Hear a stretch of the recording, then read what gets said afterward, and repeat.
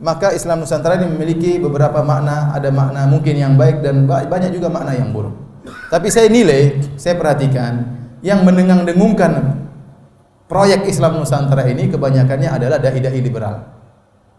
Jadi mereka tatkala menyerukan Islam liberal sudah mulai enggak laku, mereka ganti namanya dengan Islam apa? Nusantara. Ini yang saya khawatirkan. Ya kalau maksudnya Islam Nusantara, kita menjaga nilai-nilai baik kaum Indonesia seperti ramah tamah, ya itu baik-baik saja, itu bagus.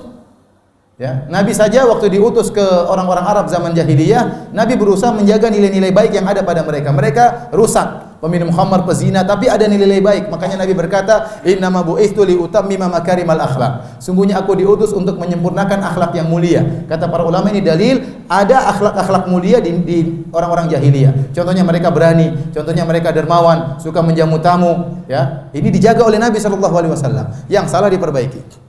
Maka saya katakan kalau maksudnya Islam Nusantara adalah menjaga nilai-nilai ramah kita, senyum, murah senyum, ramah, tidak suka bertengkar, maka ini baik. Tapi kalau maksudnya Islam Nusantara ada ajaran dari Nabi kemudian difilter terlebih dahulu dengan adat istiadat, maka ini enggak boleh. Ya. Adat siapa mau memfilter Alkitab dan Sunnah?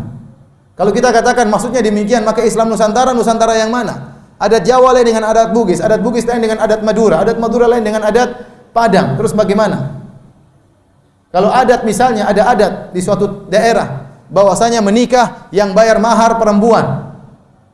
Kemudian warisan yang pegang perempuan, nasab kepada perempuan. Ini adat menyelisih syariat atau tidak? Menyelisih syariat. Syariat laki-laki yang kasih mahar. Syariat nasab kembali kepada laki-laki bukan perempuan. Syariat warisan juga laki-laki juga dapat yang bahkan lebih banyak ya. Kemudian mau dirubah syariat maka tidak boleh. Kalau maksudnya Islam Nusantara, kita tolak hukum warisnya Allah, kita ganti dengan hukum warisnya tempat kita. Ini nggak boleh seperti ini. Ini berarti menjadikan adat sebagai filter Al-Quran dan Sunnah. Ini kebalik. Nabi itu diutus untuk memfilter adat. Makanya Nabi dituduh oleh orang-orang jahiliyah dahulu dengan julukan sobi. Sobi itu orang yang keluar dari tradisi. Orang yang keluar dari tradisi.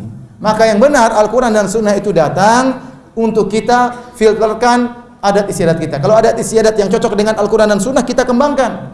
Kalau ada tradisi yang tidak cocok dengan Al-Quran dan Sunnah, maka kita tolak. Karena sebagian tradisi ada yang syirik, sebagian tradisi ada yang maksiat. Contoh tradisi syirik banyak seperti acara labuhan, menyembelih kerbau diserahkan kepada Ratu Pantai Selatan Nyi Roro Kidul. Ini syirik, nggak boleh. Kemudian kita mau lestarikan karena adat, nggak boleh. Ini adat harus dirubah. Karena Islam melarang, ya. Dan lain-lainnya ya. Kalau adatnya bertentangan dengan syariat, maka adat yang dirubah. Jadi saya katakan, kalau maksudnya Islam Nusantara, maksudnya adalah kita menjaga tradisi kita yang baik-baik, maka tidak mengapa kita dukung. Di mana orang Indonesia ramah tamah, ya, sopan santun, ya. Orang-orang Arab saja bangga lihat orang. Saya punya teman kepala polisi di Masjid Nabawi, dia bilang tidak ada jemaah haji seperti jemaah haji Indonesia.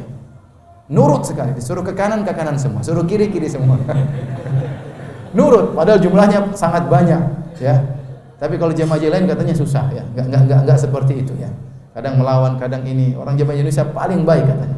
Ini mereka akui. Inilah adat kesopanan orang Indonesia yang harus kita jaga, ya. Tapi kalau maksudnya Islam Nusantara, bahwasanya syariat Nabi Muhammad harus difilter, ya ini tidak boleh. Justru syariat Nabi yang memfilter adat istiadat di mana saja.